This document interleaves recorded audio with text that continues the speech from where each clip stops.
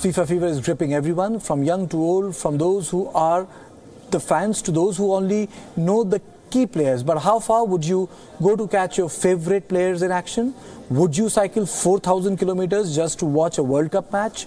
You are probably thinking, no, one would not do so. But meet this man who was on the adventure of a lifetime. 28-year-old Clifton Francis from Kerala in India decided to club two of his passions, football and cycling. A mathematics teacher by profession, Francis started on an epic journey that took him from Delhi to air, from Kerala to Dubai, then by ferry to Iran, and from there he began his journey of more than 4,000 kilometers to the Russian capital. Francis chronicled his journey to Russia. He traveled through Iran and Azerbaijan, where he spent time with the locals and spoke about Bollywood films. This is his journey through Azerbaijan.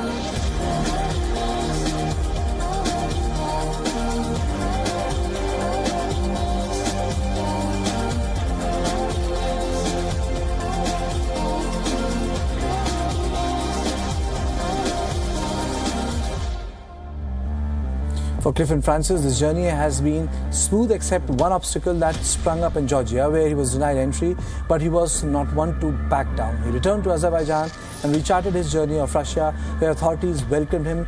On seeing his FIFA fan identity card, he dug into his savings, spent nights in tents in the countryside, and shared food given by warm locals. His dream is to meet his favorite football player, Lionel Messi. He does not know if that dream will come true, but for now, he is happy to watch France versus Denmark game on June 26th. In Argentina, Lionel Messi fans have taken football mania a notch higher by creating a mural of their sport hero with the 2,000 football stickers. The creation is on display at the Casa Rosada Museum in Buenos Aires as part of a larger exhibition on the history of Argentinian football. The mural was conceptualized by the Secretary of Cultural Heritage in Argentina, Culture Ministry, Marcelo Panzou. Hicimos un mural de Messi compuesto por 2.000 pequeñas figuritas que forman la cara del Messi actual, de la silueta de Messi en el álbum actual de figuritas, porque significa la ilusión, es la ilusión nuestra para este campeonato mundial, basada en el pasado, en la gran tradición del fútbol argentino. The piece was put together in a week's time by a team of graphic designers, cartoonists and illustrators, and will be on exhibition till end of July. In what can be termed as a luxurious fetish for FIFA World Cup fans, a souvenir shop in the Russian town of Sarnask is selling Swarovski crystals encrusted with soccer balls. The ball cost almost $2,000 and is decorated with 9,700 sparkling Swarovski stones. The stone-encrusted ball has been created by a factory in Sarnask as part of the line of unique soccer themes present for the luxury segment of the market. A total of 11 balls were created, of which only 4 are left. It takes a team of 2 Sarnask women to week to make the metal factory produced ball glitter. The owner of the souvenir shop says if some of the balls did not find owners, they would place them in a museum as unique World Cup.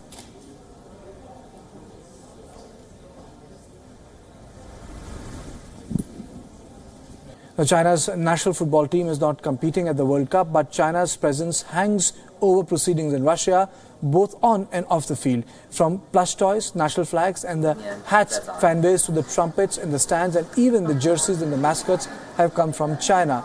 China has manufactured majority of the merchandise for this year's World Cup. A whopping 80% of the goods have made in China tags on them, but out of all the merchandise on offer, it's the mini flags that are proving most popular among fans.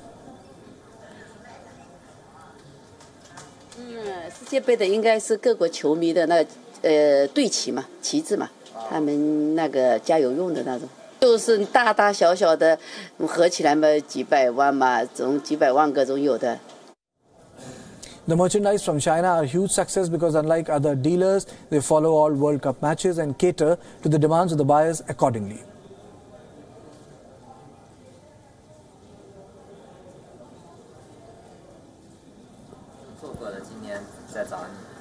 It will be his first visit to the United Kingdom after being elected to office, and US President Donald Trump is scheduled to meet Queen Elizabeth in July. US Ambassador Robert Wood Johnson said that the Trump will be in the UK on a working visit. The president's advance team will visit the country next week to work out the finer details of the visit. Although the United States and the UK have been traditional allies, and the British Prime Minister Theresa May had extended an invitation to the Trump post his inauguration in 2017, the two countries had exchanged unpleasant notes when the US imposed its unfavorable travel ban on Muslim-majority countries. President Trump is likely to meet the Queen at the Windsor Castle and engage in talks with Prime Minister Theresa May during his visit. The youngest Prime Minister in the world, yes, the Prime Minister of New Zealand, whose surprise and sudden rise to power made her a global celebrity, has given birth to a baby girl. Excitement and anticipation has been building over the last few days, with New Zealand lending support to the PM on Twitter. She has now become the first world leader in almost 3 decades to give birth while in office. I would hope that the people of this country, first of all, wishing the Prime Minister the very best, and Clark Abbott as well, and that she gets a solid start to motherhood, so to speak. I can't say any more than that. She's doing formidably, and I can only wish her luck. It is not very often that we see sitting prime ministers also having babies, but I think that is that's part of the modern world, and apparently the government is supporting her and others, because of course you need support system. She became the party's youngest leader and New Zealand's youngest in 150 years after defeating former Prime Minister Bill English in last October's election. It marked the first victory for the Labour Party in 9 years. Her deputy, Winston Peter, has taken the role of acting Prime Minister. He will now rule the country for the next 6 weeks before she is on maternity leave.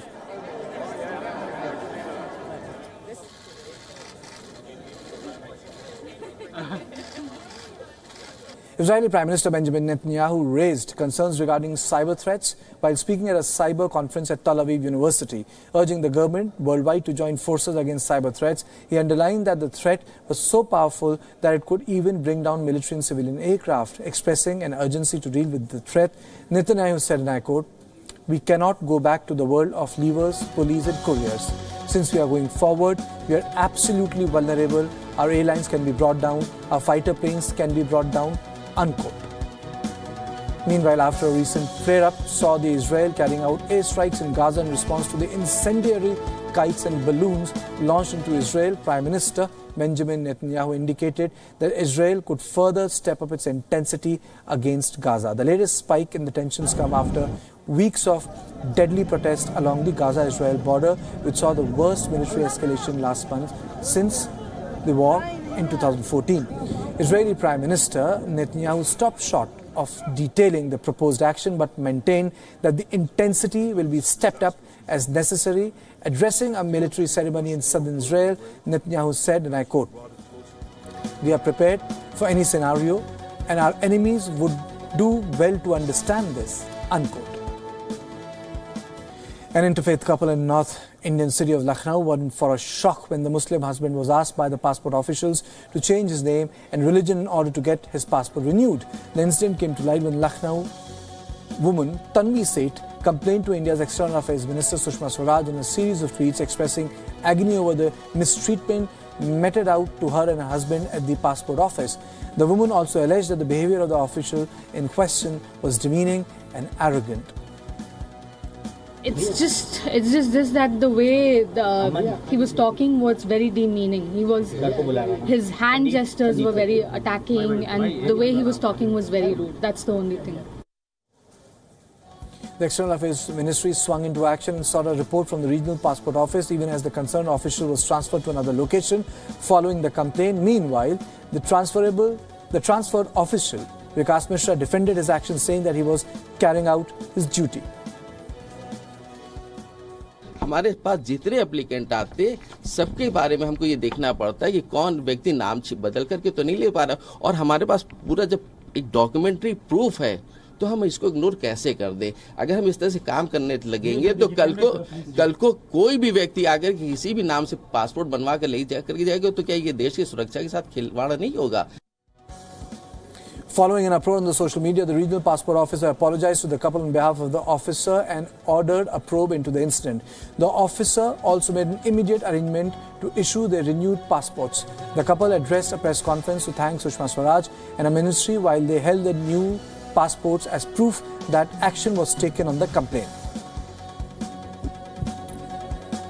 India's IT hub, the city of Bengaluru, has come up with a unique invention for bike riders facing the brunt of summer. The technological firm Blue Armor has launched a wearable helmet cooler for full-face helmets. The cooler is a detachable device and can be operated with a push of a button. The device is called Blue Snap and comes equipped with an air cooler unit, a 60mm water reservoir, an electric fan and a filter element and a non-removable battery. The mechanism of the device is fairly straightforward.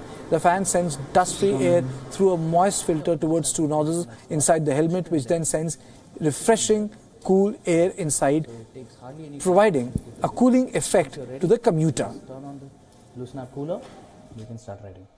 I thought, okay, rather than try to introduce a new product to the world, can we build something that attaches to a product that people already use? And if you've ever driven a motorcycle and wear a helmet, you know how hot it is inside. It's like a furnace inside. In fact, to somebody who rides a motorcycle, I don't even need to sell the concept of cooling, right? So to me, it seemed like this is a good candidate to attach our wearable cooler to. That's how we got to the product. The air conditioner for helmets currently costs rupees 1,948, about $28, and will be a relief for the regular riders in India facing the brutal summer heat on the streets.